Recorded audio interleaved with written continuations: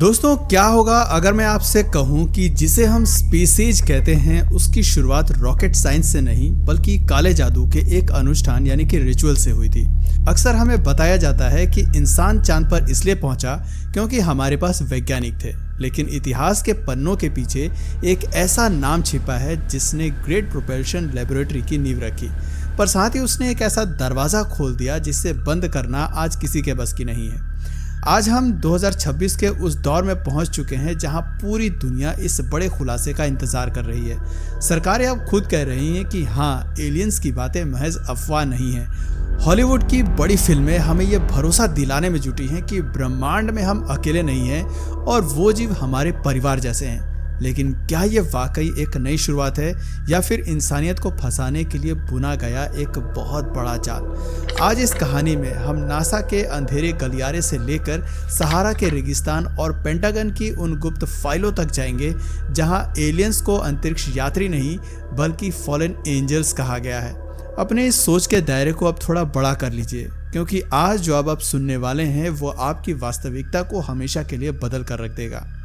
कहानी शुरू होती है जनवरी 1946 की एक कड़ाके की ठंड से।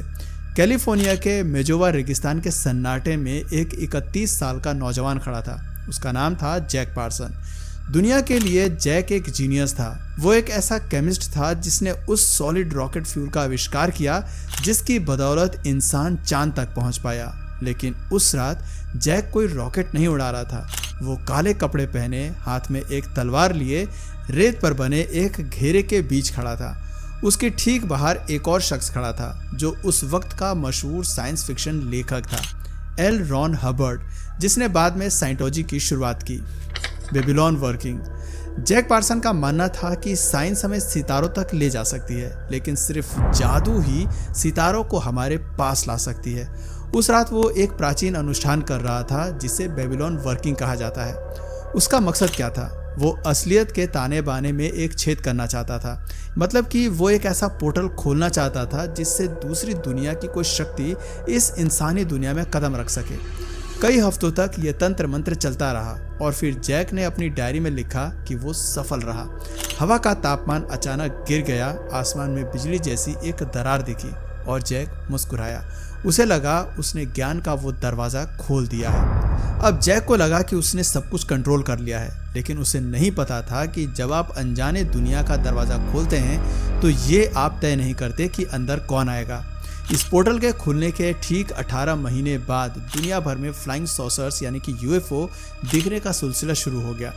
जून 1947 में केनेथ अर्नोल्ड ने वॉशिंगटन के ऊपर उड़ती हुई 9 चमकदार चीज़ें देखी। उसके 2 हफ्ते बाद ही मशहूर रॉसवेल इंसिडेंट हुआ, जहां रेगिस्तान में एक यूएफओ क्रैश हुआ और अजीबोगरीब लाशें मिलने की बातें कही गई। दोस्तों, पेंटागन के कुछ आला अधिकारियों ने एक डरावना पैटर्न नोटिस किया। उन्होंने देखा कि ये यूएफओस तब नहीं आए जब हमने परमाणु बम बनाया था या जब हमने रडार का आविष्कार किया। ये लहरें तब शुरू हुई जब जैक पार्सन ने रेगिस्तान में वो पोर्टल खोला था। और कहानी यहीं खत्म नहीं होती। जून 1952 में जैक पार्सन की अपनी ही लैब में एक रहस्यमय धमाके में मौत हो गई। उनके शरीर के चीथड़े उड़ गए और उनकी मौत के ठीक 30 दिन के अंदर वॉशिंगटन डीसी के आसमान में यूएफओस का एक पूरा झुंड दिखाई दिया। उन्होंने व्हाइट हाउस के ऊपर उड़ान भरी जैसे कि वो अपनी ताकत का प्रदर्शन कर रहे हों। क्या यह मुमकिन है कि ये एलियंस नहीं बल्कि उस पोर्टल से निकले हुए इंटर डायमेंशनल जीव हैं? क्या जैक पार्सन ने अनजाने में खतरे का वो दरवाज़ा खोल दिया था जिसे बंद करने का तरीका हम आज तक नहीं जानते? दोस्तों, जैसे जैसे अमेरिका के आसमान में इन अनजानी उड़न तश्तरियों यानी कि यूएफओ की तादाद बढ़ने लगी, सरकार के अंदर एक अजीब सी हलचल शुरू हो गई। एक तरफ वो वैज्ञानिक थे जो इसे दूसरे ग्रह की तकनीक मानकर उसे हासिल करना चाहते थे, लेकिन दूसरी तरफ पेंटागन के अंदर अधिकारियों का एक बहुत ही गुप्त समूह बन रहा था जिसे नाम दिया गया कॉलिंस एलीट। ये कोई मामूली अफसर नहीं थे। इनमें इंटेलिजेंस डायरेक्टर्स और हाई रैंकिंग मिलिट्री लीडर्स शामिल थे और उन्होंने जो निष्कर्ष निकाला वो किसी भी साइंस फिक्शन फिल्म से कहीं ज़्यादा डरावना था। 1954 के आसपास अमेरिकी नेवी के कुछ अफसर एक साधारण सी दिखने वाली महिला से मिले जिसका नाम था फ्रांसिस स्वान। फ्रांसिस का दावा था कि वो इन विजिटर्स से बात कर सकती हैं, लेकिन वो कोई रेडियो या हाईटेक मशीन का इस्तेमाल नहीं करती थी। वो ऑटोमेटिक राइटिंग का सहारा लेती थी। एक ऐसी तकनीक जिसमें इंसान अपनी सूझबूझ खोकर एक ट्रांस में चला जाता है और उसका हाथ अपने आप कागज पर चलने लगता है। कॉलिंस एलिट ने देखा कि फ्रांसिस उन जहाज़ों की ऐसी टेक्निकल डिटेल्स और लोकेशन लिख रही थी जो सिर्फ टॉप सीक्रेट रडार्स पर ही दिख सकते थे। कॉलिंस एलिट ने गौर किया कि इन तथाकथित एलियंस से बात करने के तरीके बिल्कुल वही थे जो हजारों सालों से तांत्रिक और ओझा आत्माओं या शैतानों से बात करने के लिए इस्तेमाल करते आए हैं, जैसे कि ओजा बोर्ड या टेलीपैथी। उन्होंने सरकार को चेतावनी दी, ये लोग मंगल या शुक्र ग्रह से आए हुए अंतरिक्ष यात्री नहीं हैं, ये NHE यानी कि नॉन ह्यूमन एंटिटीज हैं, यानी कि ऐसी ताकतें जो हमेशा से यही थी, बस हमें दिखती नहीं थी। कॉलिंस एलिट का मानना था कि ये फॉलन एंजल्स हैं जो इंसानों को अपनी तकनीक का लालच देकर उनकी आत्माओं का सौदा करना चाहते हैं। अब सवाल ये उठता है कि अगर ये ताकतें इतनी खतरनाक थीं तो सरकार इन्हें रोक क्यों नहीं रही? इसका जवाब है लालच, हथियारों की दौड़। वो कोल्ड वॉर का दौर था। अमेरिका को डर था कि अगर उन्होंने इन एलियंस की एंटी ग्रेविटी तकनीक और उनके हथियारों के राज को नहीं समझे तो रूस या चीन उनसे आगे निकल जाएंगे। पेंटागन के वैज्ञानिकों ने कॉलिंस एलिट के आध्यात्मिक चेतावनियों को कचरे के डब्बे में डाल दिया। उनके लिए ये डेमन्स थे या नहीं, इससे कोई फर्क नहीं पड़ता था। उन्हें बस वो क्रैश हुए जहाज और उनकी फ्यूचरिस्टिक टेक्नोलॉजी चाहिए थी। उन्होंने एक ऐसा समझौता किया जिसे इतिहास में फॉस्टियन बार्गेन कहा जाता है, यानी अपनी रूह बेचकर दुनिया की ताकत हासिल करना, द स्पिरिचुअल इन्फेक्शन। लेकिन इन ताकतों के साथ साथ काम करने की एक बहुत भारी कीमत चुकानी पड़ी। 2007 में जब पेंटागन ने AATIP जैसे प्रोग्राम शुरू किए और स्किन वॉकर रेंच जैसी रहस्यमय जगहों की जांच की, तो एक अजीब बीमारी सामने आई, द हिच हाइकर इफेक्ट। जो जासूस और वैज्ञानिक उन जगहों पर जांच करने जाते थे वो अपने साथ घर पर एक अनजानी मुसीबत लेकर लौटते थे। उनके घरों की दीवारें अपने आप हिलने लगती, उनके बच्चों को कमरे में परछाइयां दिखने लगती और उनके परिवार के लोग रहस्यमय तरीके से बीमार पड़ने लगे। ये कोई रेडिएशन नहीं था, ये एक स्पिरिचुअल इन्फेक्शन था। दोस्तों, अब हम आते हैं आज के दौर पर। अगर आप खबरों पर नज़र रख रहे हैं तो आपने देखा होगा कि पिछले कुछ सालों में सरकारों का रवैया ही बदल गया है। 2017 से पहले सरकारें कहती थी कि UFO जैसी कोई चीज़ नहीं होती, लेकिन आज पेंटागन खुद वीडियो जारी कर रहा है। डेविड ग्रोश जैसे हाई प्रोफाइल इंटेलिजेंस ऑफिसर संसद में कसम खाकर कह रहे हैं कि हाँ, हमारे पास एलियंस के यान और उनकी लाशें मौजूद है।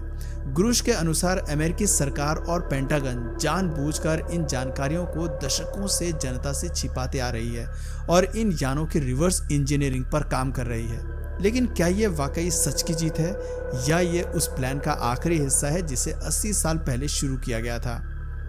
The Hollywood connection. हॉलीवुड हमेशा से सरकार के प्रोपेगेंडा का हिस्सा रहा है। स्टीवन स्पिलबर्ग की आने वाली फिल्म डिस्क्लोजर डे और द एज ऑफ डिस्क्लोजर जैसी डॉक्यूमेंट्रीज असल में हमारे दिमाग को एक बड़ी सच्चाई के लिए तैयार कर रही हैं। ये हमें धीरे धीरे ये यकीन दिलाने की कोशिश कर रही हैं कि जिसे हम अब तक डरावना समझते थे वो असल में वैसा नहीं है। इन फिल्मों में दिखाया जा रहा है कि एलियंस हमारे दुश्मन नहीं बल्कि हमारे बड़े भाई या बचाने वाले हैं। इसमें अक्सर ऐसी इमेजिनरी का इस्तेमाल होता है जो किसी मसीहा या देवता की याद दिलाती है। यह हमें उस दिन के लिए तैयार किया जा रहा है जब ये ताकतें खुद को पूरी दुनिया के सामने जाहिर करेंगी।